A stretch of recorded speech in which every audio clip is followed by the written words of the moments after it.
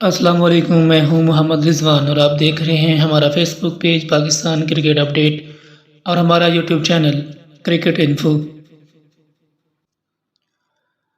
پشاور زلمی نے super over میں لاہور قلندر کو شکست دے دی۔ پاکستان سپر لیگ سیزن 7 کے 30ویں اور پہلے مرحلے کے آخری میچ میں پشاور زلمی نے لاہور قلندر کو سپر اوور میں شکست دے دی۔ پشاور زلمی اور لاہور قلندر کے درمیان میچ ٹائی ہوا تو زلمی کے کپتان وہاب ریاض سپر اوور کے لیے آئے۔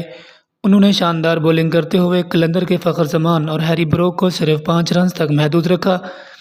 اسی طرح پشاور زلمی کو جیت کے لیے 6 رنز کا ہدف ملا۔ جواب میں زلمی کے شعیب ملک نے 2 چوکے مار کر سپر اوور میں 6 رنز کا ہدف پورا کر دیا۔ قلندر کے کپتان شہین شاہ آفریدی نے شاندار بیٹنگ کرتے ہوئے میچ برابر کیا تھا۔